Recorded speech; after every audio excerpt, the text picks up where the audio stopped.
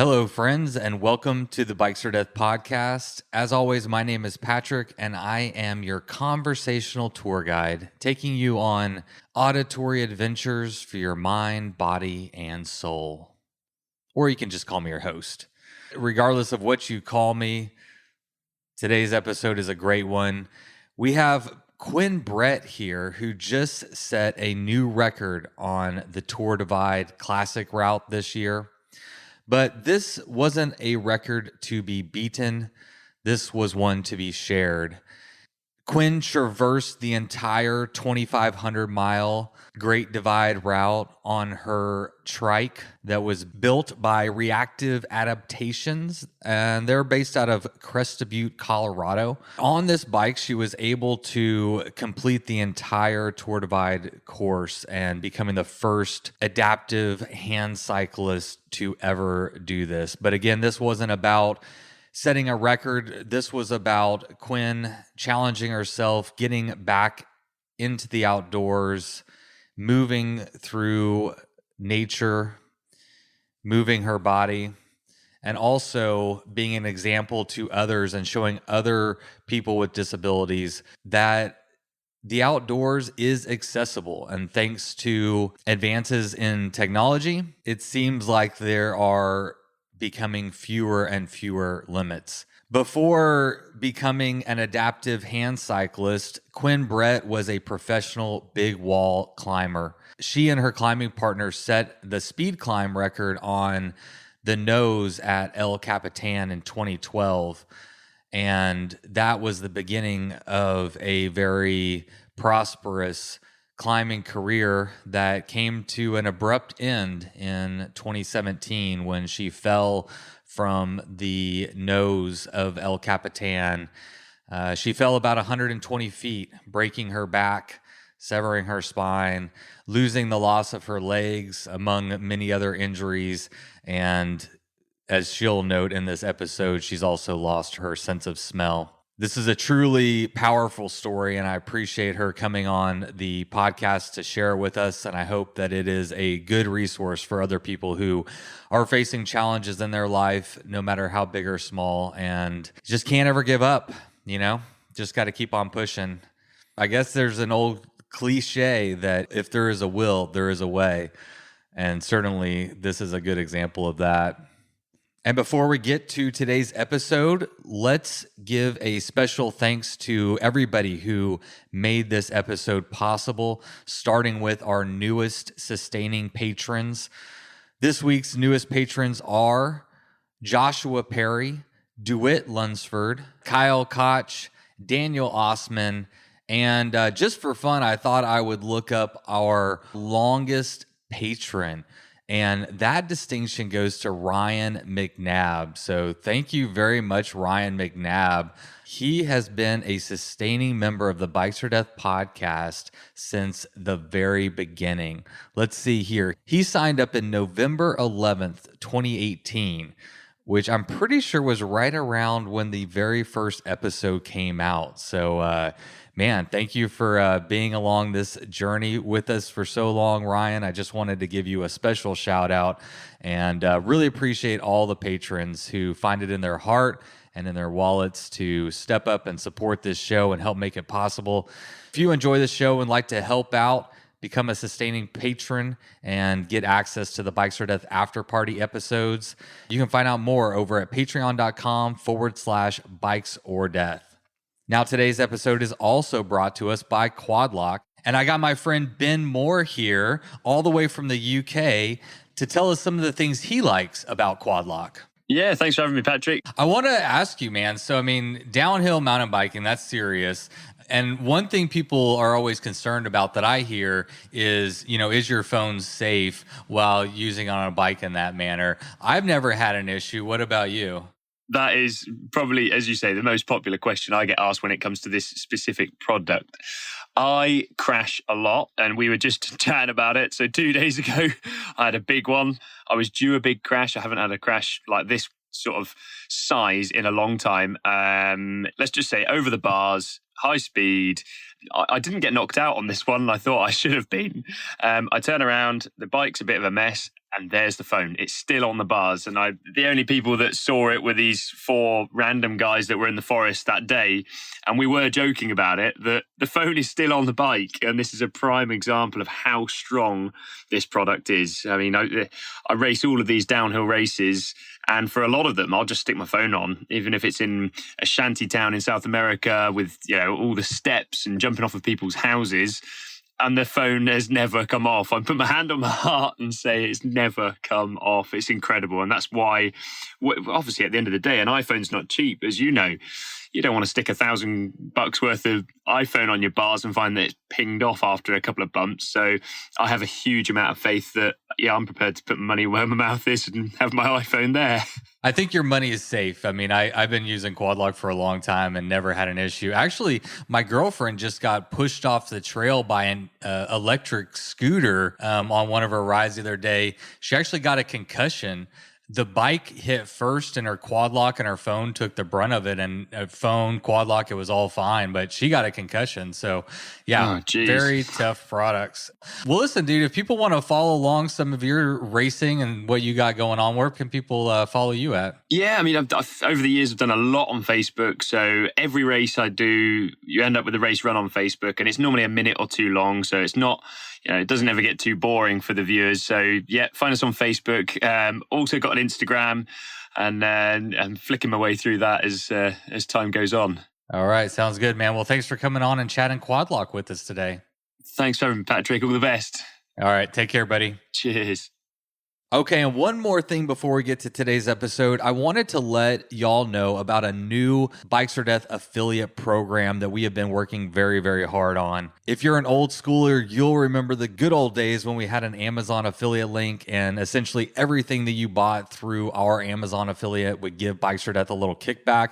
For reasons I still don't completely understand, that account and many other affiliate accounts were shut down. So we have created our own affiliate account program. Now, if you go over to bikesfordeath.com, you'll see an affiliate link at the very top. And we have partnered with a shit ton of different outdoor companies and brands like Patagonia, REI, Ombra sunglasses, backcountry.com, and many, many more. So if y'all are wanting to help support Bikes or Death and you're looking to purchase something in the outdoor or cycling industry, maybe check with our affiliate links first, bookmark those, and try to use them every time you're making a purchase in the outdoors or bike industry. And Bikes or Death will get a little bit of kickback, and that will help to produce this show. So speaking of shows, why don't we get to today's episode with Quinn Brett? It's one I'm very much looking forward to, and I hope you enjoyed as much as I did. But first, let's have Miles Arbor kick it off with the Bikes or Death theme song. You load up your bike, you ride away from home. You could be with your friends or you could be alone. You ride for a day or maybe more. You just love being in the great outdoors. Everything you need is strapped to your bars, including that new pillow you got from Santa Claus. And then you think, oh shit, to yourself. You left that super lightweight tent on the living room shelf. Bikes or Death. Bikes or Death. Podcast.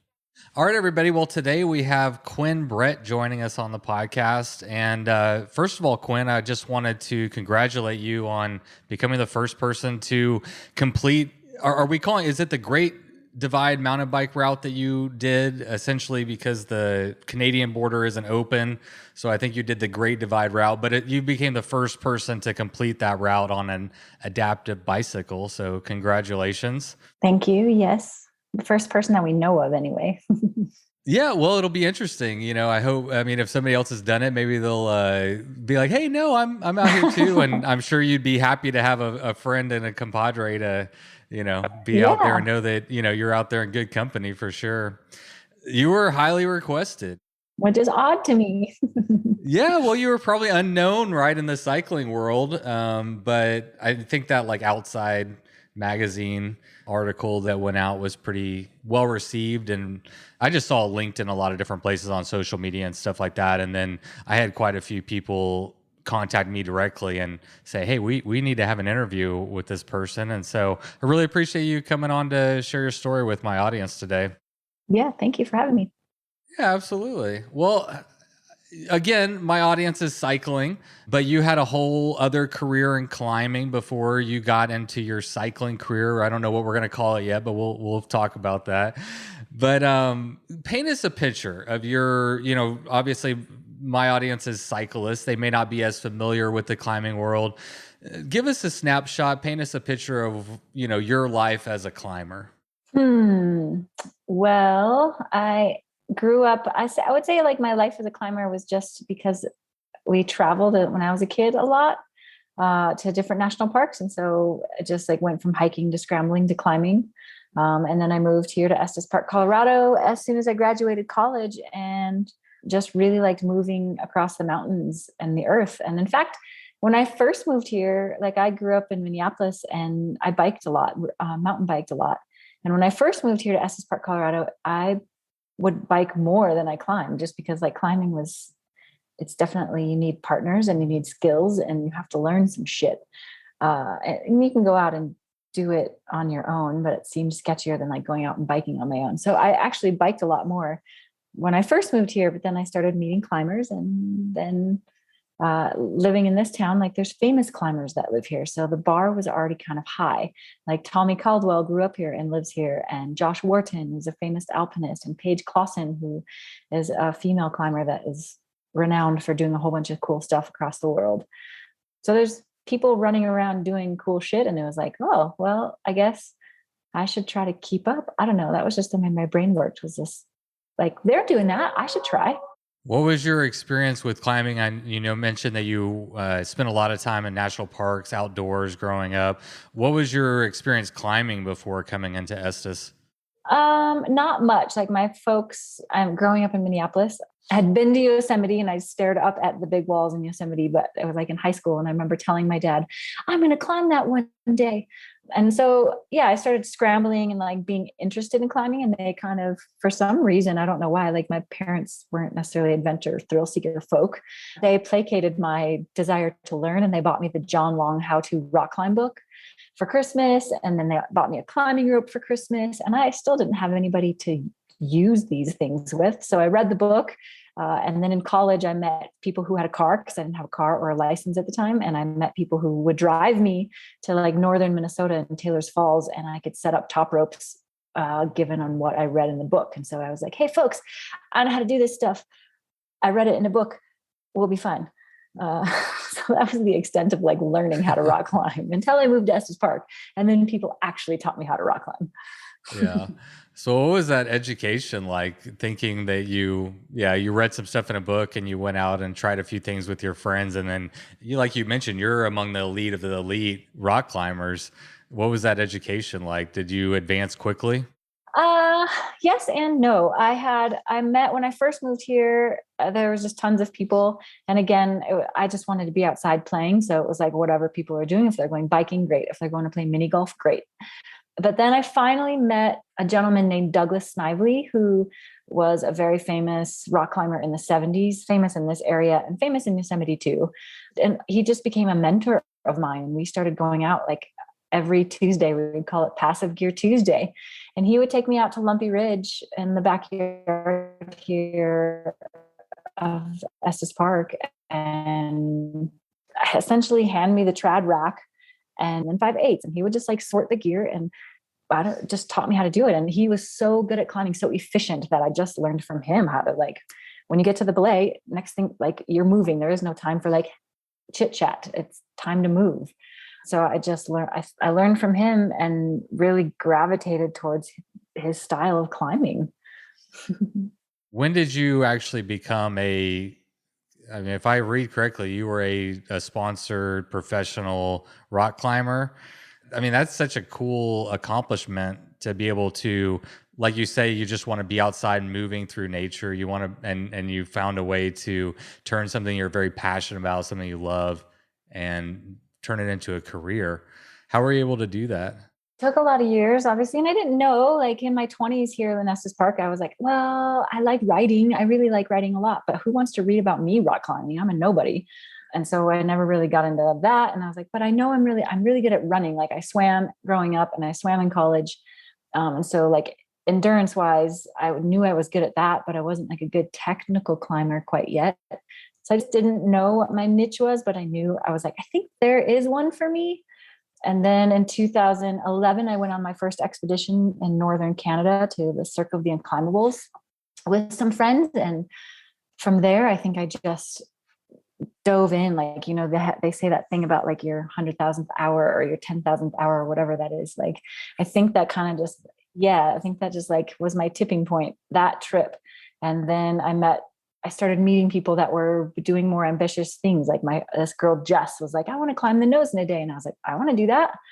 And we had never climbed together, and we started talking and we started climbing in the spring. And then we went to Yosemite and climbed the nose in 14 hours. The very first time we'd climbed it together, and the second time we climbed it together, we broke the speed record on it, the female speed record. And so was that in 2012? Yeah, that was in June 2012. And from there, I was just like, oh, if I try harder, a little bit harder, like you can do some shit. Like I want to start trying harder. There's some real opportunity, you felt like, because at this point you were enjoying it and you were pushing yourself, your personal boundaries, but it sounds like on 2012, you're like, okay, wait a second. I'm capable of more. Yeah. Yeah. I could step this up a couple notches. Yeah. And I totally like bit into that. Like, wow, there is a lot, like there's so much room for exploration. Like, holy crap. Educate us. I'm a huge climbing fan, but not a climber myself. I've done a little bit, but I live in Texas, as we talked about, and you can relate to. There's not a lot of climbing opportunities here. So, help describe to people who maybe aren't familiar with climbing, like what is El Cap, and when you say you broke the speed record and you went in 14 hours, I mean, what does that actually mean? So El Capitan is the big giant feature. Who's Star Trek guy? Kirk. Captain Kirk? Captain Kirk, man. He climbs that in one of the Star Trek movies. Oh, does he? I don't watch Star Trek. Back in the 80s, man, like one of the movies.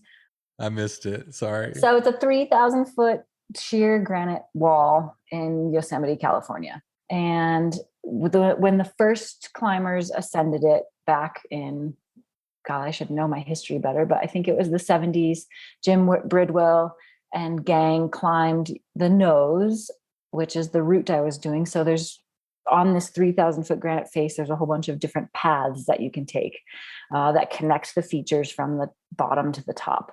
And so this feature that I broke the speed record on is called the nose, which is essentially like when you look at the granite wall face on, it looks like the prow of the mountain. And the first folks that climbed that, it took 50 days or 20 days or something. It took them multiple days. And it still does for the average party to climb the nose. It would take 2 to 4 days. So you camp on the wall, you bring a big giant portaledge, a big sleeping cot, and a haul bag filled with gear, and another vessel to carry your poop off the mountain if you poop in it. So to do it in a day has become, I would say, since like early 2000s, it started becoming like a thing that people wanted to climb it in a day. Hans Flooring is a big name for setting the tone for that. And it's 33 pitches, so about 100 feet a pitch.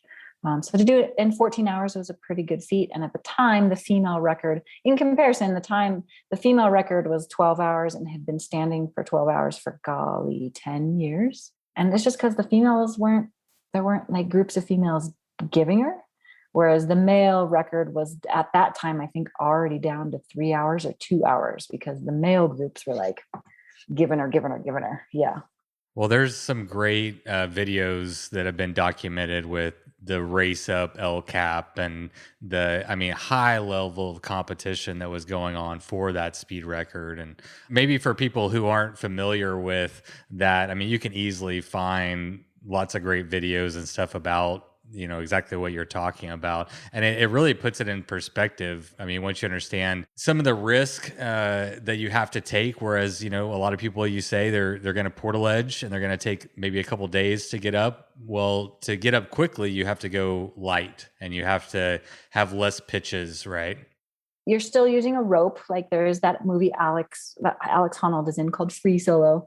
And that's where he's not using any climbing gear except for the shoes on his feet and a chalk bag on his back. So speed records, you still have a rope between the two climbers. You still have gear between the two climbers. But the point is, so like how my girlfriend and I would climb it, we would climb it in 2 pitches, essentially. Like I would lead from the base, and I carry like 30 camelots with me, which are pieces of gear that you plug into the cracks, the natural fissures of the crack. I plug those in and I clip the rope to it. And then we just keep moving. As she climbs past that piece of gear, she unclips the rope and takes the piece of gear and puts it on her harness. So we're just moving efficiently together. And then we get to a point like 1,500 feet up where I've run out of gear and she's got it all on her. And then we switch. So now she's got all the gear. So she leads the top half of the mountain and I follow behind her.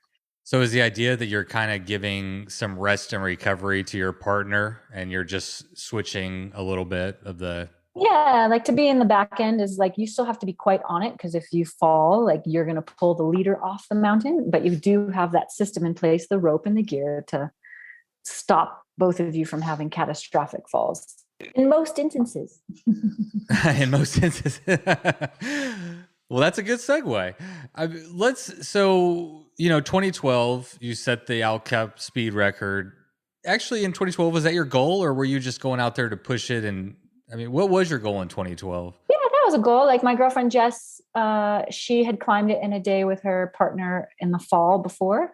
And then I was like, hey, like this record, I worked for a small guide company here in Estes Park, and we had a picture of Heidi Wirtz and Vera Schultz. And they were the 2 women that had the speed record for 10 years. And we just had a picture of them up there. And I was finally like, Jess, like, no, I haven't even heard any news of anyone even attempting this. Like, you climbed it in a day. Let's go see if we can. Like, I'm a pretty efficient climber. Douglas taught me how to do that. Let's go see if we can. And we did.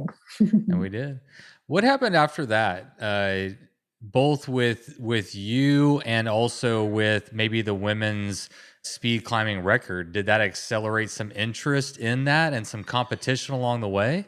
It did. A good girlfriend of mine, Libby, who we were acquaintances at the time. Well, Jess and I had broke the speed record. Like that same week, she had a fall higher up into Tuolumne Meadows in Yosemite. And like, I was hiking and some talus like rolled over her ankle and broke her ankle pretty badly. But she was intending on going for the speed record that fall. And so the following spring, a partner replaced her, and 2 women, Mayan and Chantel, went for it. And yeah, it started kind of a little friendly rivalry amongst the women, like, which had been happening with the men for years and years and years.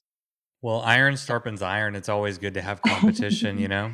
I agree. Like Jess, even after we had broken the speed record immediately, Jess was like, we should go back and do it again, like in that same trip. And I was adverse to that at the time. I was like, no, we have the speed record now. Like, we don't need to prove ourselves again on this thing. Like, let's go do a speed record on another mountain. Like, because there's so many other mountains in this valley that could use a female ascent. Let's go attempt that. And then we can, like, yeah, if time avails and we need to return to this to prove ourselves or whatever, we can try. Your accident that took place in 2017, it happened on El Capitan? Yep, that exact same route. Exact same route. What was the progression between 2012 to 2017? You know, in 2017, how were your goals different maybe than in 2012? I mean, a lot of time has passed. I'm guessing you've got some more climbing under your belt. I got a bit more climbing under my belt. My goals got bigger and bigger. I had climbed with Libby, who currently has the speed record on the nose. Her and I became more than acquaintances. We become really good friends by this time. And in 2014, her and I met in Yosemite Valley, and we were the first 2 female team to climb 2 routes on El Capitan in a day. So we climbed the nose and Lurking Fear. So we climbed 5,500 feet of granite in less than 24 hours. And then another girlfriend and I, Josie, who I'd met down in Argentina doing some big mountain climbing down there. Her and I in 2016, all the odd years, or the even years were the good years, apparently. 2017 was slated to be a bad year. You figured that out too late, huh? I know. I should have been climbing there in 2017. Sorry for the swearing. Can I swear? Yeah, no. Cursing is definitely allowed. It's encouraged. Bring it on. It's encouraged. Okay, great. Because I like to drop F-bombs. Yeah, please. So 2016, my girlfriend Josie and I, who we had done a big endeavor in 2016 called 7 Miles in 7 Days, which to me was something I'd been scheming for a long time, but never found. I asked Libby and she was like, yeah.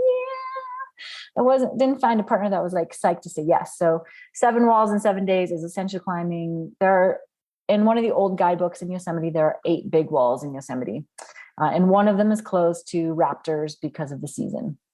So I was like, well, it'd be really cool to Sorry, climb. you said raptors? Yeah, like falcons, like falcon nesting and that kind of stuff. Oh, okay. Yeah. So I was like, well, like it seems nice to do a wall a day, like in a week.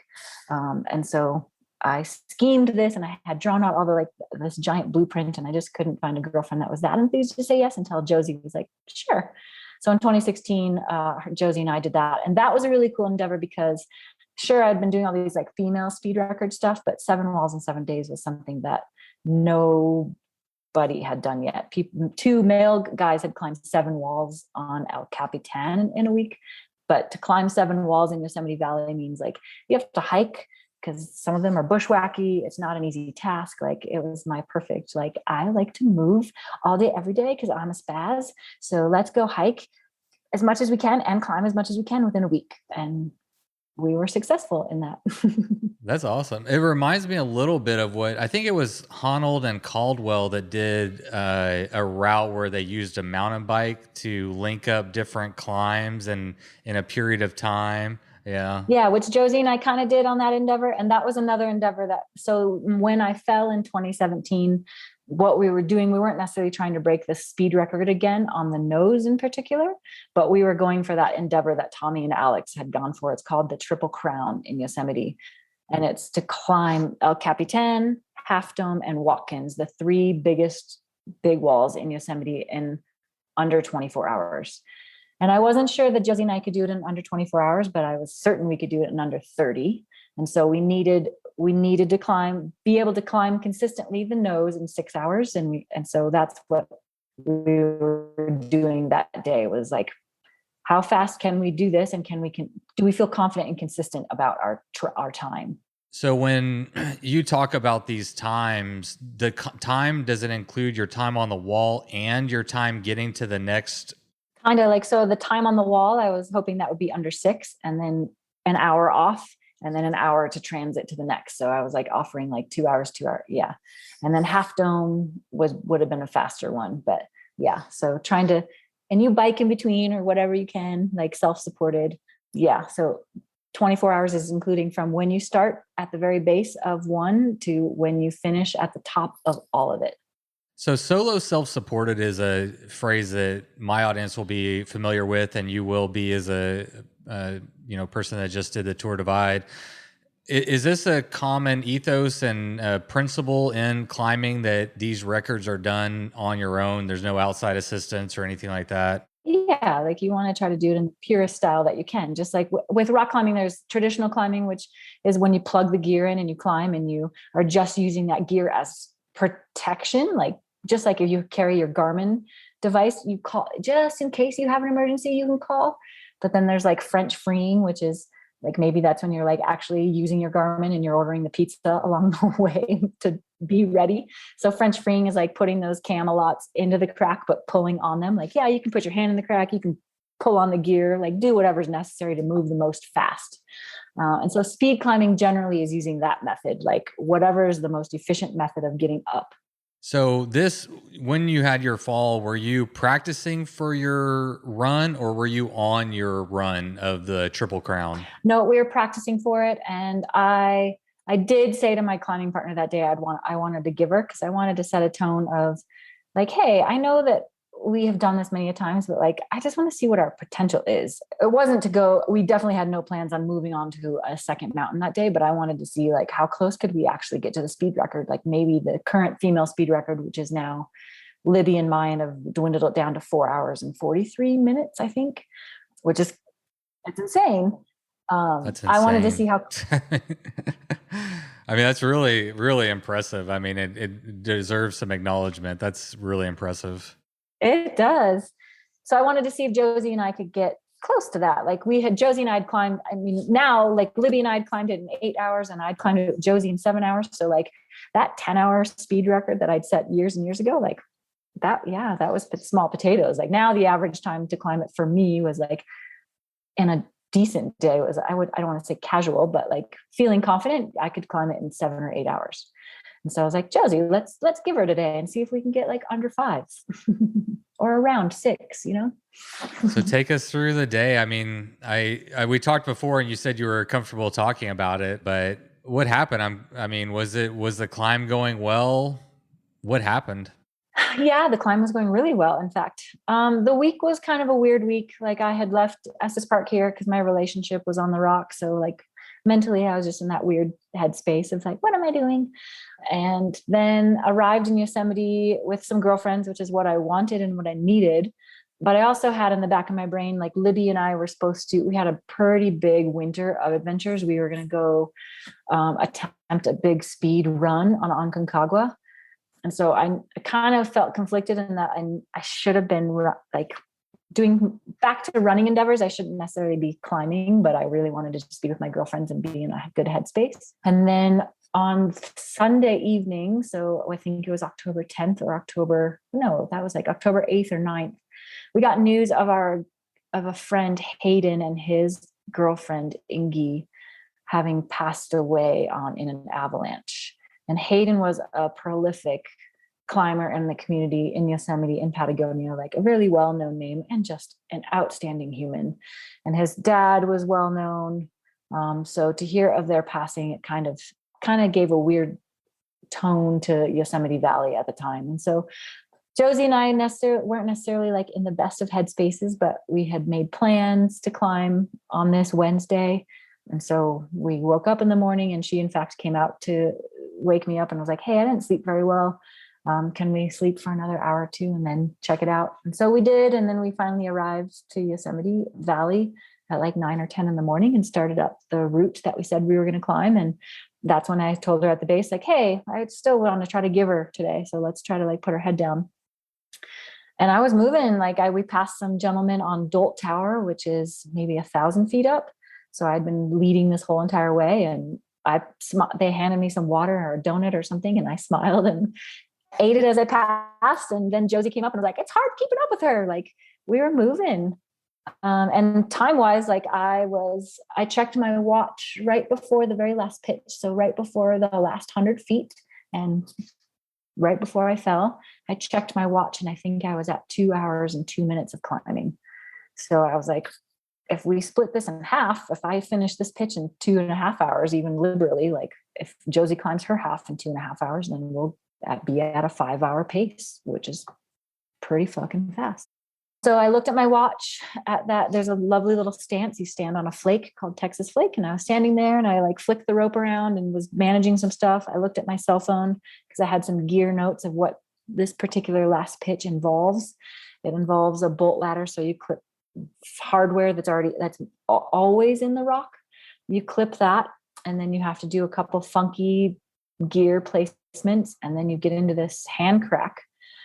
And so I did all of that and I got into the hand crack and Josie arrived to put me on belay at that ledge below, and the rope for her got tangled and she hollered up to me, I can't put you on belay yet because the rope's all tangled. And I muttered something of like, doesn't matter. I don't have any fucking gear in it anyway, because the tactic is generally in order to do this pitch really fast, the method is, yes, you can place gear, but you want to take it with you. So that way Josie doesn't climb this pitch at all. In fact, because you do this giant pendulum, she does a giant pendulum off the ledge that she's currently standing on. Yeah, I've seen that move. I know what you're talking about. The king swing, it's called. The king swing, yeah. And I generally do place gear there. I place 2 pieces of gear and move it through, but I don't know. I was just in that weird headspace. Like I actually thought about Hayden in a move, and I got grumpy all of a sudden, and to say like, it doesn't matter, Josie, I don't have any fucking gear in anyway. That's not like that's not what you say when you're having fun.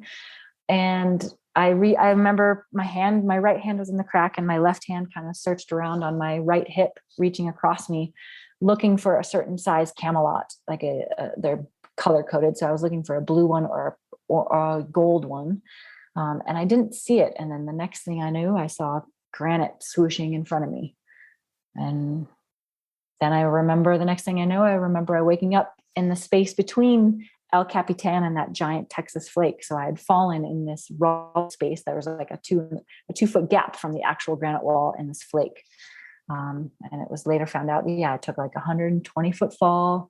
I hit that flake, I think, with my shoulder blade and back. My helmet flung off.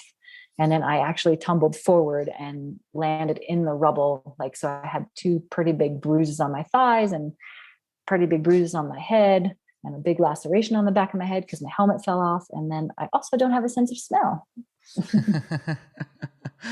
Along with my other injury of now being paralyzed. Yeah. Oh, yeah. And by the way, also paralyzed. Yeah. Oh, man. All right. One question. If you didn't hit that outcropping of 2.5 feet, you'd be okay?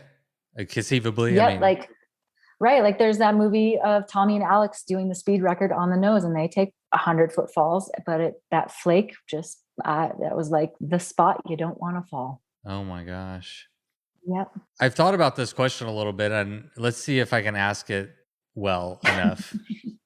I mentioned that I'm a fan of climbing. I just love to watch all the videos, and I really appreciate the sport and the pureness of it, as you said, so much. But as I've watched, I've noticed that injury is a part of it. Death is a part of it. I mean, potentially. And that every climber has to have their own relationship with the risk tolerance that they're willing to take. I'm curious what kind of conversations you had with yourself or with friends about the risk of the sport that you were involved in prior to your crash, and how you might relate to that perspective now.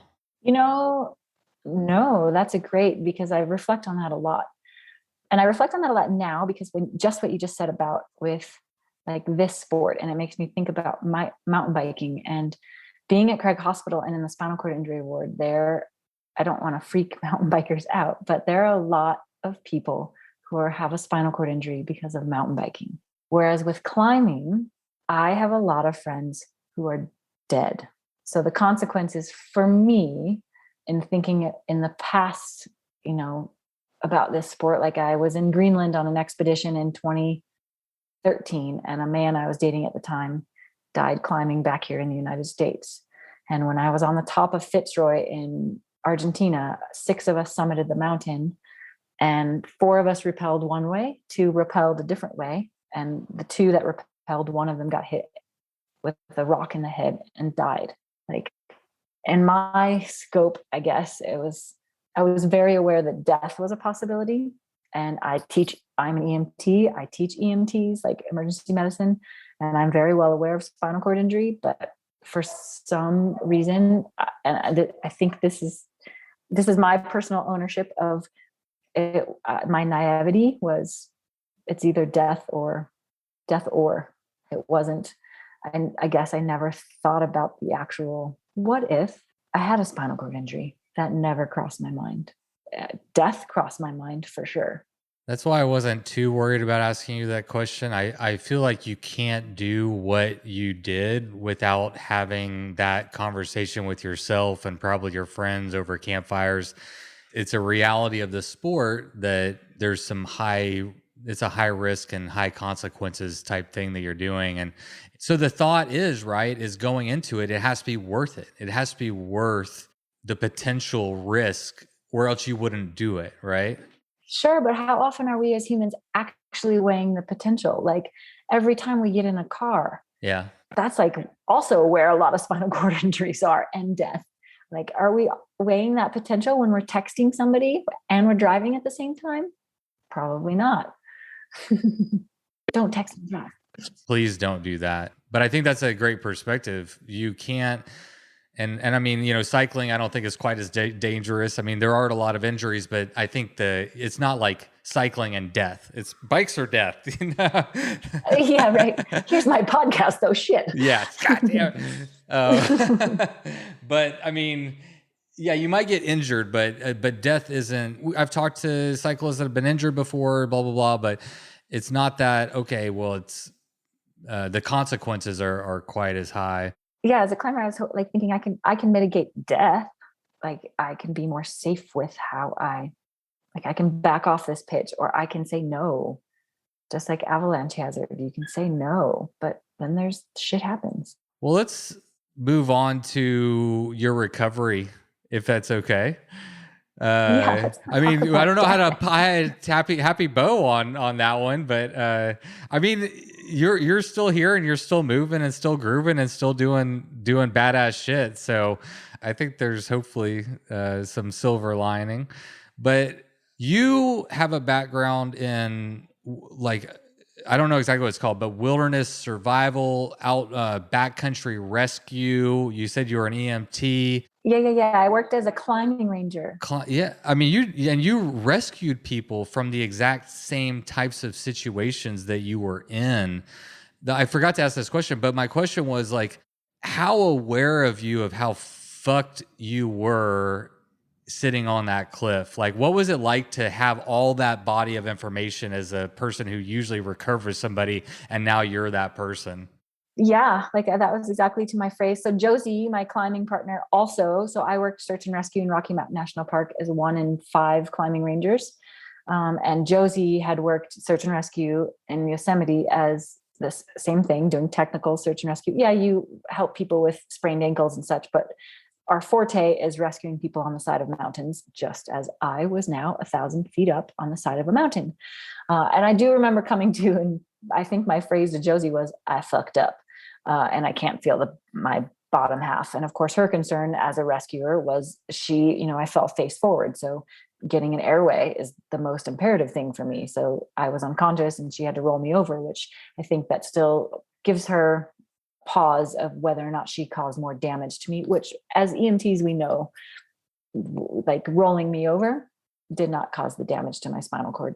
120-foot fall into a giant granite wall caused my spinal cord damage. Well, plus you needed to make sure you could breathe, which was also very important. Yeah.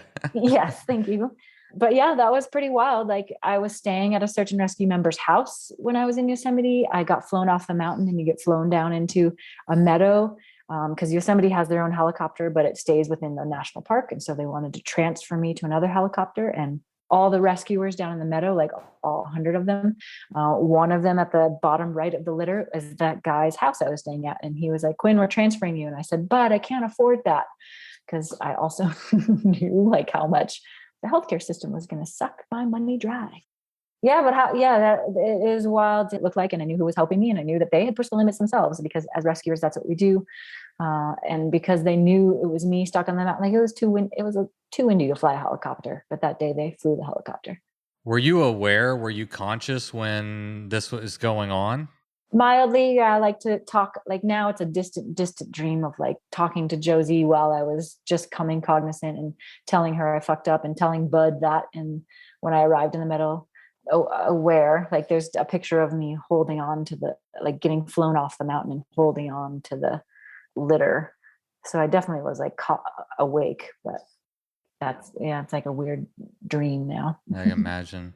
Well, then let's fast forward to what your recovery process was like. And maybe you're a really honest person, I think, from what I can gather from researching you on Instagram and the internet and stuff like that. And I really appreciate honesty. And I'm wondering, like, what was it like to, I don't know, come to terms with this new life? Or how quickly did you even learn that you had lost, the use of your legs and all that? Shitty. And it's still shitty. There's the shitty and awesome. But in the beginning it was shitty. And the phases of grief are like, they're not phases. They're always there. Somebody told me that it's like the giant sack of presents that Santa Claus carries on his back, but the sack has a hole in it. And sometimes the denial falls out, and sometimes bargaining falls out, and you just put it back in. And then, yeah. So like that happens. And I've said this a few times on different podcasts of like the space between tears for me has gotten bigger and bigger and bigger. But golly, I remember, like, so I was injured October 11, 2017. And I remember calling a girlfriend in 2018, July 4th, and sitting in the shower, crying and calling her. And like, she was like, do I need to come over? Like, is this end of life something or other? Like, are you suicidal? And I was like, no, I don't have a plan, but I don't want to be here. Like, this sucks. Yeah. I mean, I think that's an honest, I can't, being able to climb El Cap and doing all these things you did, and now having to come up with a new perspective, a new hobby. I mean, all the things. And a new identity. A new like identity. My identity Yeah. was, yeah, like I was, and I still am very much so connected to being a mover. Like even on this Handcycle trip, like I finally had a moment of revelation, like this wheelchair doesn't define me. And that was huge. And that moment came because I was sleeping in my van every day after biking 100 miles every day. And I slept. And that's what I needed before. Like in order to sleep, I needed to move 12 hours a day. And right now I have nerve pain and I'm not moving 12 hours a day. And so the first 3 years of this injury have been a shit show of like, how can I get some quality sleep? Well, quality sleep affects my nerve pain. If I don't get quality sleep, then I have higher nerve pain. If I have higher nerve pain, then I'm an angry human and I'm just not pleasant to be around and I don't want to be here. And how do I move and how do I do things independently? Like it's this whole shit show of like, you're an infant, you have to learn how to pee and poop again. And you also are old because you're looked down upon and people are like, oh, it's just so nice to see you out. I'm like, yeah, I'm not going to lay in bed all fucking day. Oh my gosh. What, I mean, you have a master's in psychology. Is there anything that you can speak to that has helped you endure this from a mental, I mean, the physical aspects are ongoing, obviously. And I mean, your loss of legs, the pain that you feel, it's something that you deal with, but I mean, you have to be okay mentally, I would think. That's where you really need to be okay and find a way to be okay. Can you speak to your process there? Yeah, and that's where I think there's some irony in my life in that. So I started a company called Dovetail Mountain Adventures in 2010. And my focus was essentially fear. Like my background in psychology and my experience with rock climbing was like, well, I have fear. Like as rock climbers, we all have fear. Like it's the fear of falling. So I'm going to try harder and be like, oh, gripped on the mountain because I don't want to fall. But if you can find comfort in that uncomfortable space and then translating that, like for me, it was translating that experience that I noticed with climbing into my personal relationships, like having vulnerable and difficult conversations. It's fearful or shameful for people. And so I found this space that seemed relatable to folks and doing yoga poses, like just doing yoga. But when you're doing these balance poses or these inversions for folks, for everyone, it's difficult. And holding a pose, like to hold warrior pose for 5 minutes, that hurts. It's uncomfortable. So essentially I made this translation of like finding comfort in uncomfortable spaces. And that has become really helpful time. Physically, yes, with pain and sitting, but mentally also with being less capable and feeling like a burden. And so finding any moment or minuscule space of comfort in that uncomfortableness is huge with moving forward. What has kept you going? Did you try other modalities of transportation before the bike? When did the bike kind of come on the radar? And I have to imagine that just being active and being outside again has to help. You know, it's like, okay, I can still, there's parts of there and I'm going to put them back together and I'm going to go and I'm going to do it. When did you kind of get some more opportunities or these ideas that there's other modalities of going outside? Pretty quickly, like my buddy Justin DuBois, who you should have on this podcast also, he was pretty close to setting the Tour Divide, and he had like the Colorado trip. I don't know. He's really good at biking. Yeah, I know Justin. He has a podcast too. Yeah. Yeah, the Desolationist. He found Reactive Adaptations, who's the manufacturer of the Handcycle that I use, and he ordered me one in February, so like 4 months after my injury, and like sent me a picture, and he's like, you need this. And I was like, okay, cool. And it finally arrived in July or August of 2018. And I specifically ordered it without a battery because I was like, I don't need that shit. The purist in me is like, I can fucking do it. But then I went on a trail, like a 1 mile trail that I would run in, like a trail that I would do like tempo runs on. And it took me 40 minutes to get a half mile up the trail. And so when I first got these Handcycle, I was like, this sucks. I don't really want to do this. And then so finally, like, I'm going to get the battery. Like he sells them with batteries. Why not? Let's get a motor on this thing. And I got the motor on it and I was like, oh shit. Now I can keep up with my friends. Like Justin and I can go on a bike ride, but B, I can do some cool technical stuff and not be exhausted for the rest of the day because I have to transfer into my car and use my arms or try to take a shower using my arms, like using my arms for everything. So when I got the motor on it in 2019, that's when I was like, okay. So let's talk a little bit about the bike itself. And I'm hoping other people who may have disabilities might find some usefulness in this. But describe the bike and help me understand. I think through reading that they've figured out how with the motor to convert it to like leg power in some way. Can you describe that better for me? I don't know about the leg power thing yet, but I did see on Orange Bike the other day, they have made a 2-wheeled bike, essentially a 3-wheeled bike, which that's a whole new fiasco. But my bike, or trike as it should be called, I guess. So it's a 3-wheeled thing. It's like 80 inches long. It's got 1 wheel in the back, 2 wheels in the front, and the 2 wheels are about 34 inches apart. I am sitting and there's many variations of this reactive adaptations. This guy is based in Crested Butte, Colorado. He makes, depending on your injury level. So I have decent core strength. So being in a kneeling position is what I'm choosing to be in. And I like that because my hands are on the handlebars, just like I would be, just like you are when you're biking. Like it feels kind of like a more normal position. So I'm in a kneeling position and my chest is what gets saddle sore now, because I'm leaning over on my chest. And when I'm leaning full-heartedly on my chest, you then can put right below you are your pedals, a hand crank. So I reach down and I'm pedaling just like you are with your feet, but I'm pedaling with my arms. And then when I want to stop pedaling, I grab upwards towards the front handlebars.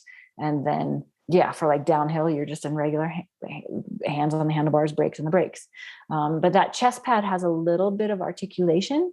So when I'm cranking, if I come to a turn, if I'm cranking uphill, I can crank with one hand and put one hand on the handlebar and kind of like slightly lean toward inwards of the hill. And I can change that chest pad location and give a little bit of articulation to turn. But if it's a sharp turn, then I just bring both hands up and turn like normal mountain bike style. What kind of challenges does this trike have over and you said you've ridden bikes, so you'll know. What are some of the challenges that you face on this bike that you don't with a traditional bike? I'd say the biggest challenge for this is the side slope there's so many, but the biggest thing is the side slope, like the camber. So because I'm in this kneeling position and I'm in this trike, this tripod, essentially, if the trail, like a lot of mountain biking trails here in Colorado, they're single track and the bench of the trail is not made for 36 inches wide. It's only made 20 inches wide. So that means one wheel's uphill, one wheel's downhill. Well, that means I'm leaning incredibly hard uphill to keep the trike from actually tipping over. And then the consequence is really high because if you're going to tip over, I'm just going to keep rolling down the slope. So that is one of the bigger challenges, I'd say, in that device. And then the trail width kind of, but like if you're not dealing with the huge side slope, like it's no big deal. Like I've gone back and done Hall Ranch up the rock garden and the little loop and like Antelope, I think is called. And that the loop is great and it's narrow. And what can be difficult there is it's grassy and there's like hidden boulders for my wideness. So sometimes you're like trying to rip it downhill fast, but then you have to be mindful of like, oh, there might be hidden boulders in the grass because I can't see them. Yeah. Perspective. So when did, it's one thing, right, to ride a bike on the road on some groomed trails, but the Tour Divide is, one of the most epic mountain bike trails in the world. When did you even get the idea that you wanted to, or even could tackle the Tour Divide or Great Divide Trail? Well, I think it was in my brain because Justin had been doing, I think he had done it maybe a year or two before my injury. And so I'd been returning to biking slowly because he had been returning to biking. He grew up biking and like kind of fell away from it. Same, like climbing kind of overtook our lives. And then in 2014, 2015, he started biking more. So it was in my brain, and Justin and I had been actually doing some mountain bike rides before my injury. So I had been biking again. And then he got that bike, and then he was really ramping up for it. And yeah, I just asked him, like, it seems like this is something because of that single track nature. Like if it's super tight single track and has a lot of camber, that doesn't seem like it's doable. But this seems like it's pretty doable, dude. It's old Forest Service road. So that lit my brain up of like, this could go. And thanks to him, he gave me a lot of beta on like, it could go. Yeah. Well, no, that's great. And I'm so glad that that was put on your radar, because in the adventure cycling world, it's a relatively easy ride per se. Mm-hmm. It's just long, mm-hmm. and there's weather and bears and stuff like that. But I mean, it's not the Colorado Trail that's completely. It's just I don't want to say a shit show. It's just very extremely challenging. I mean, it's just a very challenging trail. This one is doable, but the Tour Divide it does have snowy passes. You could get mud is a big thing, and there's definitely some hike-a-bike sections on the Tour Divide as well. I mean, so it may be a little more doable, but it's still a very challenging ride. I guess my question here is, what did you find to be the most challenging aspect of your ride this year? Yeah, we got lucky. So I left because of a work commitment. I wasn't able to do the actual start date of the Tour Divide. I was like maybe 8 to 10 days behind. But that meant, and that was also during like the giant heat wave that was happening. So that meant there wasn't much snow. And obviously for me with legs that don't work anymore, hike-a-bike is just bike-a-bike. Bike-a-trike.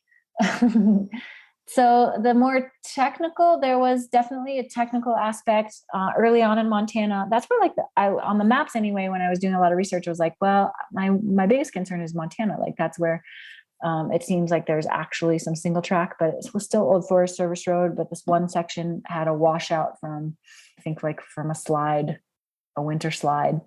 And it was definitely leany and exposed, but I just asked my friend Joe, who was biking the whole thing with me, to give me a spot on the back end because the consequence again was like 1,000-foot tumble. Mm-hmm. And so I was just like, just give me a spot on the back end, like in case I start tipping, but I'll just lean hard uphill. And it was literally 50 feet of that. And then I think is that what it's called? Lava Mountain? I've never done it. You've done it. I should know the name. There was one right before Fleecer Ridge that it starts with an L, and I feel like it's Lava Mountain or something. That was some super techie uphill, like so washed out. But I love that shit. Like that's where I really like, because it reminds me of climbing. Like it's this technical aspect. I love that shit. And yeah. And my friends, I was like, sorry, I'm moving so slow. And they're like, no, we're actually like, we're hiking behind you and we have to hike. Like we're not biking up this shit. And this is awesome to watch you. Yeah. You like literally took my next question. My next question was about hike-a-bike and how it sounds like you're saying that what other cyclists that were with you had to hike a bike, you were able to clean those sections? Yes. One spot I needed to push down, like there were some fallen, and it is in this Lava Mountain section or whatever. It's super rutted out. And there were some fallen trees that were like bald trees, like stuck in the ruts. And I did all of this section except for one. I needed a back wheel pivot to like, it was a pretty big, like bigger, I don't know, golly, like 12, 15 inch round log in the rut. And my back tire, like I was on it, like balance beaming on the back tire, and then it just slipped and skidded off. And so my back tire caught between the log now and the giant ditch. And I was just spinning out. And so I just needed Joe to help me pivot my back tire back up on the log so I could continue like balance beaming my back tire along the log and get out of the rut. I can tell that you're really, by the way you speak, I can tell you get excited when there's a challenge. I love that shit. Yeah, I like that. Yeah, and that's what was important of this bike ride for me. Like this was for me before, what was I doing all day, every day for job and for play? I was playing outside all day, every day. And I'm 3.5 years coming on 4 years of being injured. And this was the first time that I had 25 days outside all day, every day. What do you have to do? Nothing. Just ride your bike, figure it out. Yeah, it was huge mentally and physically. Can you talk more about that? I mean, what was it like for you to be out there for 25 days? You mentioned your friend Joe that was with you, riding with you. But I mean, listen, when we go ride bikes, a lot of people do the Tour Divide with a buddy. They do it in a group. I mean, it's just nice to have friends around. So like, I mean, you were out there, you were doing the damn thing. How cool was that for you? What was that like? Oh my God, so amazing. I want to do it again and again and again, because not like, yes, because it's 25 days of playing outside every day, but like the scenery, holy shit. Like Montana, amazing. Parts of New Mexico, I was just blown away. Like the Gila Wilderness, what the fuck? God, yeah. Platero, like the southern part of Colorado.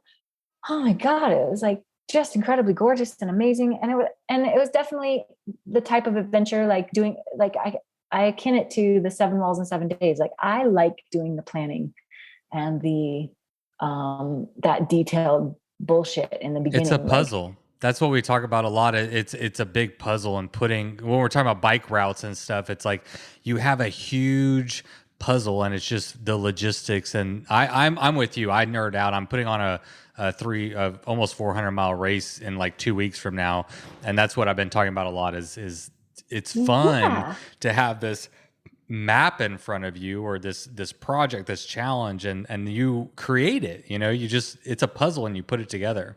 Yeah. And like the more work that you put in on the puzzle, like the more efficient you can be about the actual endeavor. 100%. And with spinal cord injury, like every fucking day is one of those.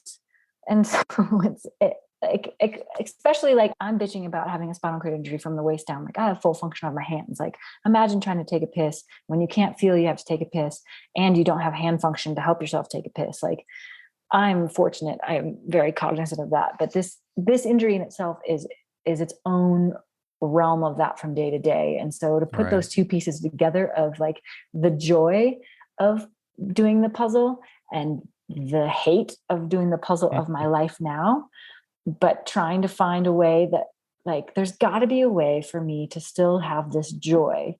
So let's use my experience of loving the navigation of these puzzle pieces and figure out how can I be more efficient in this spinal cord injury lifestyle to bring that joy back. And there's definitely a moment like somewhere where, I don't know, we were near the Tetons and I decided not to take a shit that morning because I didn't want to sit up, like taking a shit now, it takes me a half an hour. And so I brought this little toilet that I bought off of Amazon, like a little, like it looks like a camp chair kind of thing. So it was raining this morning and I was like, I don't feel like sitting out in the rain for half an hour. So I can go a day without taking a shit. But I had a big meal the night before and drank some whiskey. And so the body was like, yeah, whenever I drink booze the next morning, it's like, you should take shit. You get the whiskey shits. Yeah. But this morning I decided not to take the whiskey shits because I can't feel if I have to take the whiskey shit. So I just went on the bike ride and then like my legs do this spasming mechanism, which I fucking call the Britney Spears, like my legs spread open. I know I'm a weirdo. So my butt cheek squeezed and makes my legs spread open. So I was on the bike in this kneeling position and I could feel my legs like wanting to spread open. I was like, man, and I don't have that sense of smell. So I couldn't smell, I shit myself. So I just reached back and put my hand on my pants, not in my pants, on my pants. And it was warm. And I definitely had shat myself. And I hadn't done that since the hospital. Like I don't shit myself on a day-to-day basis, but because I'm very diligent about when I take a shit every morning. And since I didn't this morning, I shot myself and it was still raining out. And that was like the most emotionally trying part of this trip. Oh my gosh. I can't, because you have your friend there to help you, right? Or yeah. And like my other 2 friends were along. Thankfully that day, my other 2 friends were along, like driving the support vehicle, like driving my van, which had like my extra batteries in it and my wheelchair in it. And they're lovely humans also. And like one of them also has some health issues. And so he's like, Quinn, I shit myself all the time. Like, no big deal. So they turned on I'm with 3 like handsome dudes and they turned on TLC loud on the radio on the speaker. And we're like dancing in the rain as I'm like trying to clean the shit off myself and like cutting my pants off. Like, yeah. And I was like, that's kind of a beautiful story. I know. I was like, thank you, gentlemen, for just being kind. And everybody poops, reminding me that everybody poops.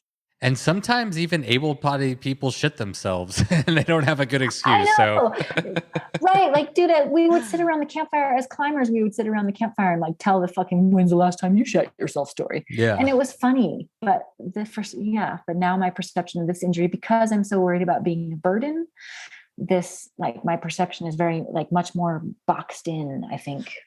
Yeah, I totally relate to that, especially again with the solo self-supported, very capable going and doing things. But I wonder, you're getting to see a side of people that you probably didn't get to see before, and a lot of probably people don't get to see. And while it can be extremely humbling, I teared up a little bit whenever you were telling that story. I mean, to me, it was more beautiful than gross that you have people in your life that care about you that much. That's really nice. It is. Yeah. It was especially needed. Like, thank you. Thank you, gentlemen. You talked earlier about, or just a minute ago, about just the overwhelming beauty that you experienced on the Tour Divide. And this was a question that I had going into this. I'm curious, as a rock climber who may spend, a lot of, I know that y'all spend a lot of time working on routes. You don't just like go and climb it. I mean, it's a whole process of, you might learn a section, work on a certain section for a while, or you might practice your pitches. I mean, there's a lot of different, ways that you prepare, but you're in one location and you've seen a lot of different places. You've been to a lot of different places, but what was it like for you, and what has it been like for you to, start to maybe become a cyclist and start to experience the world at a little bit different speeds, seeing more of the terrain in a day than maybe you're typically used to? I don't know. Has that been an interesting, is this something you've noticed or thought about at all? It is. And I think that's what I miss the most. Like, yes, I was a rock climber, but like, I think why I found that niche of speed climbing was because El Capitan was like probably the extreme example of what I was doing, but like 7 walls in 7 days is the best example. Like, I wanted to cover as much ground as possible in the most efficient way. And so the Handcycle is allowing me that. It's not as physically exerting as, like, for instance, like I've run the rim to rim to rim of the Grand Canyon, and was like and running on Concagua. Like, I just wanted to, like, climbing was something I loved and opened up the doors for more terrain to be available, because I felt comfortable on exposed terrain or technical climbing. But I just loved moving across the earth. And this Handcycle and doing a Tour Divide was exactly that. Like, like I just looked online actually of somebody like piecemealing like a Tour Divide of Europe together. And I was like, I want to go do that. Yeah, absolutely. It opens up a whole new world. Yeah, that was kind of what I was interested in, is did this experience put something back in you that was missing? It kind of filled in a gap where you're like, okay, I'm back, I'm doing it. Yeah, definitely. And I think it's also ironic that, like, right, yeah, exactly. Because I have now returned, like, as I said, when I moved here to Estes Park 15 years ago, I was biking a lot more than climbing. And there was definitely things that I wanted to return to that I didn't finish because I didn't clean the technical aspect of the bike path, or I wanted to just explore more. And they kind of just like fell away because then climbing started consuming me. But now being back here and biking again, I'm like, oh yeah, I totally forgot I wanted to explore that. Oh yeah, I wanted to do that and this and that and this. And I'm like, just funny that the irony of, like, I should have just like cut to the chase and fucked rock climbing and been just a biker. Do you mean that, or are you just talking shit? No, I mean, I'm kind of talking shit, but at the same time, like, being back biking with Justin when he did the Tour Divide, I was like, I think that I was gravitating towards that too. I was like, that could be a good combination. Like, I'm good at endurance sports. I'm good at going all day, every day. Like, that's something, had I not been injured, it's probably something I would have gravitated towards anyway. Like, I was already gravitating towards these more like speed endeavor runs, like doing on Concagua and that kind of stuff. Like, sure, climbing was a skill and I would always rock climb, but I think, gravitating towards more the endurance things, which I was good at. Well, I think there's a ton of crossover. A lot of times when we're talking about these types of sports, these more adventurous type sports that are conducted outdoors, the theme is the same. We just want to be outside. We want to be in nature, and we want to experience it in a way that's meaningful to us. And I feel like, and you've talked about Justin. I mean, I've had many people on the podcast who, maybe they're in a period of rock climbing, maybe they go through running, maybe they come to cycling, but it's It's all the same thing. You just want to be outside. You want to be moving. You want to be pushing yourself, finding your limits, and going out and fucking doing something with your life, and not just sit on the couch and watching people on TV. Yeah, and sharing. I would say exactly all of those things. And for me, it's also still really important to share those experiences with others.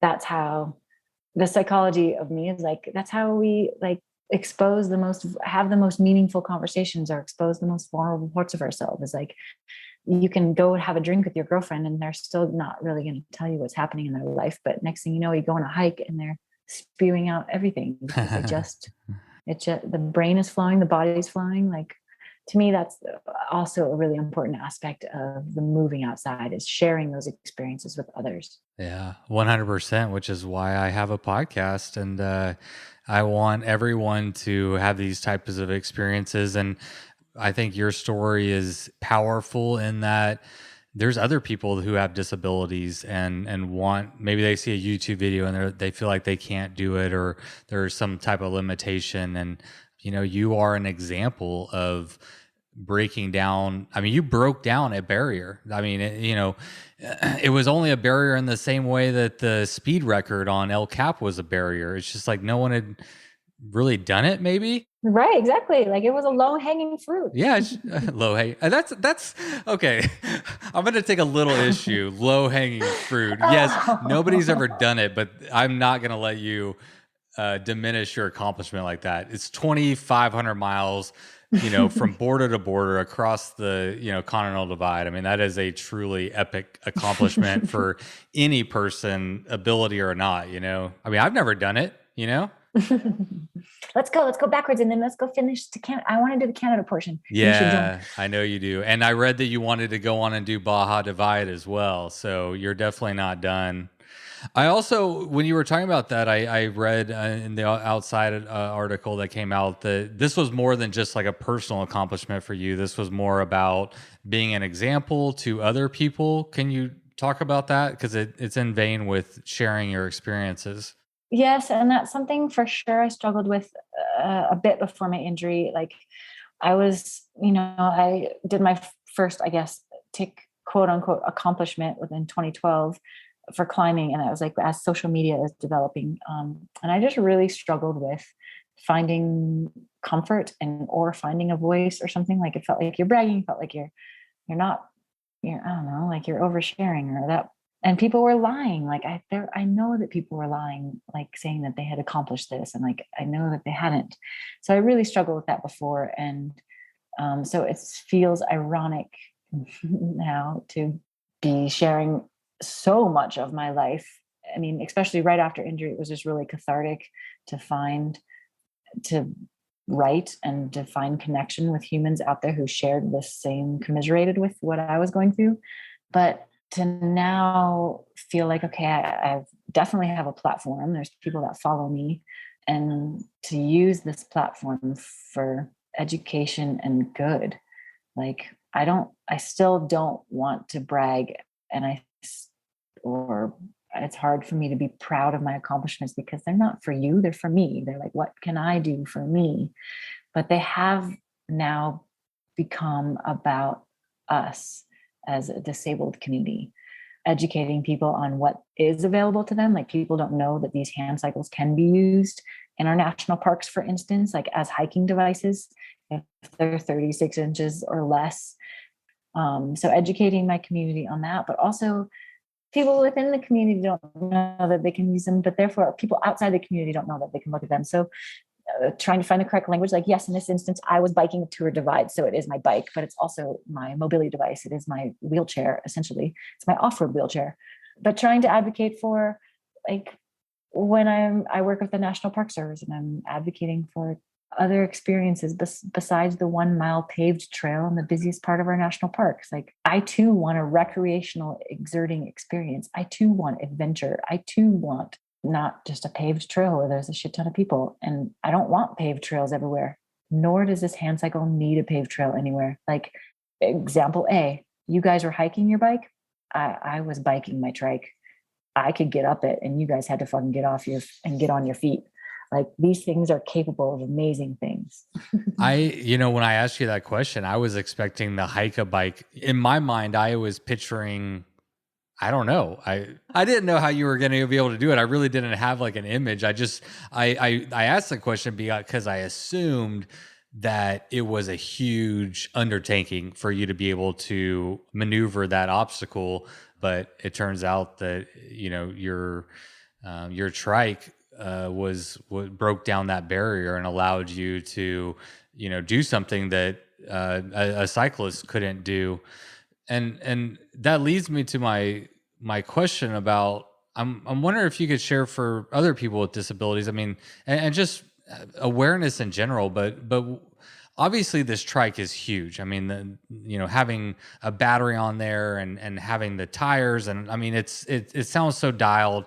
I mean, it's really cool that a person can do the Tour Divide on a trike. I mean, that's fucking awesome. So obviously there's some really good advancements that are helping people access the outdoors.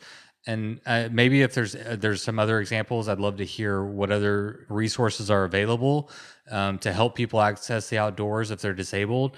But also maybe if you want to talk just a little bit about areas of improvement, maybe where you'd like to see some improvement. Oh, I could go on that for days. Well, I know, but okay. So areas for folks who are disabled, you can, so like these machines are quite expensive and there's a lot of varieties of these machines out there. I've spoken to the one that I have is Reactive Adaptations out of Crested Butte. I also have another fantastic device called the Bowhead Reach, and he is a manufacturer based out of Calgary. And that machine is like, so as an able-bodied human, I'd bike the Slick Rock Trail way back in the day, and like there was a good 10 to 15 parts of that I definitely hiked. And I did the Slick Rock Trail in the Bowhead because the way the front end, like that side slope, is not an issue with the Bowhead. The way the front end articulates is incredible. It's a freaking Batmobile. But these devices are like $15,000 to $20,000. So there are lots of foundations out there that can help you, like the High Fives Foundation, the Kelly Brush Foundation, Challenged Athletes Foundation, Travis Roy.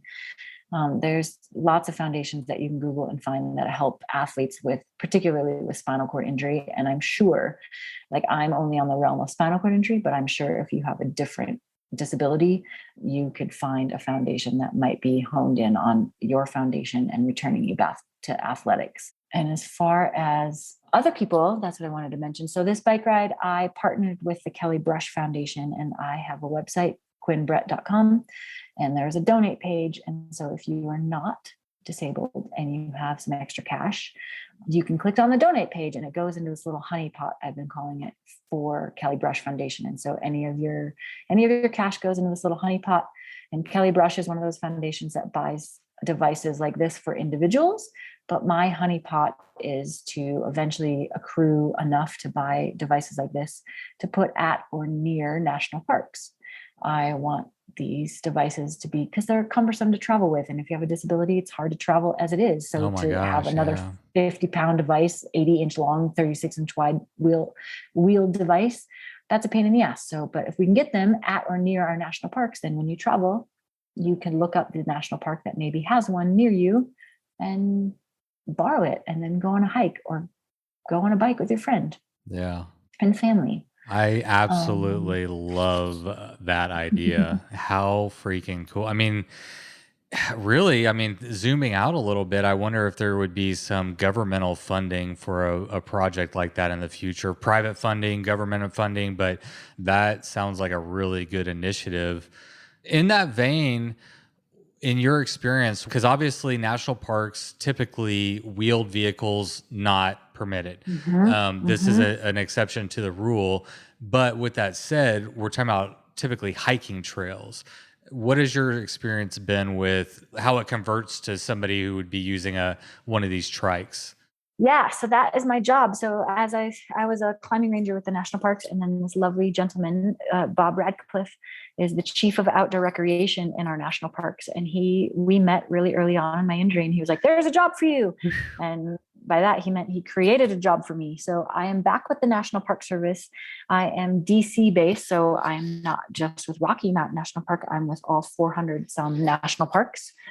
And I am in a tri-division role. So I'm with the wilderness division, I'm with the outdoor recreation division, and I'm with the accessibility division. And my job is, somehow I have found that I'm working in my passion again.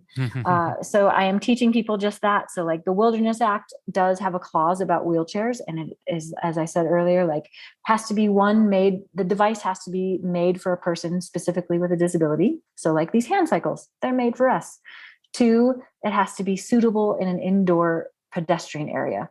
And what that refers to, that's an archaic way of saying like, well, the door to get into a mall, for instance, ADA to get into the mall, the doorway is 36 inches wide. So that means the device should be 36 inches or less. It should have suitable tread, like that wouldn't wreck the tile or the wood floor in that mall. So like mountain bike tires, those are fine. And it shouldn't be gas powered. Battery powered's okay. So as long as it meets those stipulations of being made specifically for us, 36 inches or less, and not gas powered with not spikes on the tread, you can use that anywhere in wilderness that foot travel is allowed. And part of your job is to, I'm assuming here a little bit, but would it be to make the trails more suitable for adaptive bikes like this? Like, would you potentially identify an area and be like, oh, we could improve this? Yeah, exactly. Like in the National Park Service, for instance, like the extent, you're supposed to build to the extent practicable, but because it's mostly our national parks are in wilderness and these crazy lands, like, yeah, we build our paved trail to the best that we can. So we offer that one experience, but then all the other trails, like extent practicable is very subjective. And so I guess my work is showing trail builders, like we have a huge maintenance backlog in the national parks of working on our trails anyway. So my work is like showing folks like what these devices are capable of, because they're not, you don't know until, right, like you said, like until Lava Mountain, like we don't want paved, like I can do 28% grade uphill pretty well. And so showing them what is capable, but more importantly, like my baseline right now at the national parks is just getting trail information out there. So like way back in the day, we put, a trail is easy, moderate, difficult. Well, that's not up to code anyway. Like the Department of Justice passed that like the trailhead information should include 5 things like cross slope, running slope, the width, the tread, and the length. And our trailheads don't have that. And so I'm just trying to help assist the parks right now in giving that information, because then the user can decide if that trail works for them or not. Right. Yeah. Give them the information. Yeah. Is there, other than your honey pot on your website, are there some other calls to action that people could help with, particularly either funding these types of projects or helping to build these types of trails, or is it just all through the national parks? No, I would go locally, like go with your local trail building organization. Like you can volunteer your time. And most importantly, if you're going to volunteer your time, reach out to a local adaptive sports organization and partner that, like, help be that bridge between the adaptive sports organization and that trail organization, because it really isn't like, if you are a hard ass single track user, you can go find your hard ass single track. And we can also make some trails more usable to all users. Like you can make them a little bit wider and you can take a couple of the obstacles away, and it'll be exceptionally more usable to folks like myself. So I would say, like, people out there now, you can donate money to a local organization, but more importantly, like donate your time and donate your knowledge that you've gained from this podcast of that people need a few things. Like we need a little bit wider of a trail and some cognizance of the side slope. Yeah, I appreciate that. No, I mean, I hope that this podcast will serve to reach other people who have disabilities and could find some, I know you don't like the word inspiration, so I won't use the word inspiration, but some guidance and some, an example of someone who's gone before, an example of somebody who's doing these types of things. So, yeah, I appreciate you sharing your story. I hope that it reaches a lot of people, and I hope that additionally, other people who are on the trails, if you're in the national parks and you see somebody on a trike and you're like, you shouldn't be here, be like, no, motherfucker, you need to keep your mouth shut. Just bringing awareness is often good. It is. It's huge. Like I've been stealing from my buddy Roy he has started the High Fives Foundation, which is one of those big funding organizations. He always says, lead with curiosity. Right. Like, you never know what people's deal is. Like, why? I mean, so many people, especially I joke because I live near Boulder, Colorado. People are like, well, today's arm day. I'm like, right. Every day is arm day, dude. And I would like a t-shirt on the back that says something about that or fuck you or whatever. But that's not the nice way to go about it. The nice way to go about it is to lead with curiosity and ask questions. Don't just assume that people are being assholes. Well, that's why I love podcasts, to be honest. I'm a highly curious person, and I think people are fascinating, but it's always, I like to get to know people and really understand why they did something and also understand maybe the challenges. I appreciate just how honest you are and how raw you are about your experiences, because those are the things that people can gravitate and relate to more than, like you were saying with, your Instagram post and being like showing off or whatever. It's like people are going to relate more and can take more away from overcoming challenges. And the other cool thing that I found with the podcast and talking to, elite level athletes or just people who have accomplished some pretty incredible things is they're all just people and they all have their struggles and they all start from a similar place. And, you don't just wake up with this ability to climb rocks or cycle the Tour Divide. I mean, it just, everybody's the same and everybody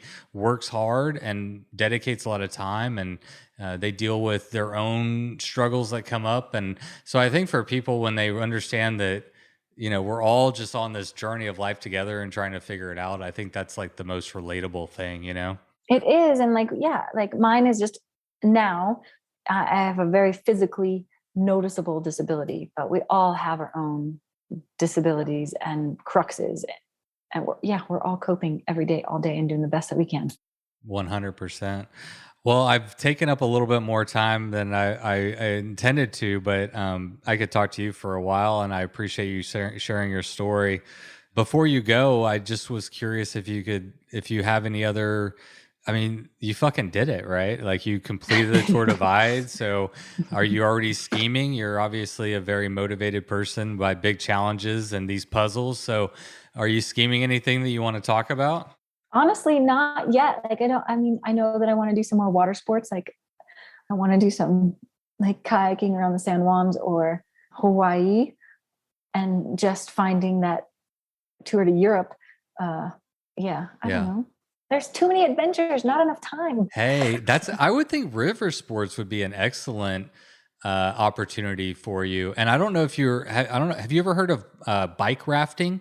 Yes, I have an alpaca raft, and yes, they super helped me out. Like, she did a few modifications when she built it to like make the front of my raft a little bit bigger to put the wheelchair on. Yeah, but I think I need to get a 2-person raft. Right. Okay. Because my bike is the second person. Right. Yeah. I was trying to picture how it would work on a one person. I don't think that it would. It barely works with a regular bike, like I remember I just did my first trip, like, I don't know, 8 months ago or so. And, logistically, if you're thinking about a 5-pound inflatable raft and then you're going to throw like your bike and 50 or 60 pounds worth of gear, and then I'm a 190-pound dude, and going down a river, it's like, this is a terrible idea, but it turns out it's actually really fun and quite doable. It's amazing. Yeah, I would like to do some more of that. Actually, we were scheming, a couple friends are scheming, like going to Lake Powell, but I don't know, I just want to, I love my job, and obviously I'm very passionate about my job, but part of me, I just want to play all day every day. Can I just do that? If you could figure out a way, I'm trying with the podcast. I'm like, if I could get paid to just talk to people about doing cool shit and then play all the time, that'd be nice. Well, listen, Quinn, I appreciate the struggles that you've been through and how you just kept on fucking going. I mean, that's it's gotta be, I don't know. I haven't been through that, but it's gotta be tough. So I appreciate the example that you're setting for abled and non-abled people alike. And I appreciate you sharing your story with us. if people want to check you out, follow along with your journeys and any future endeavors you have going on, what's the best way to keep up with you? So you could find me at Instagram, probably the best, Quinn Dalina, QuinnDalina, or QuinnBrett.com. And I would love to just leave on a note, like, I just appreciate what you just said of, let's go play, people. Like, if you want to go bike ride with me, let's go on a bike ride. Ask me.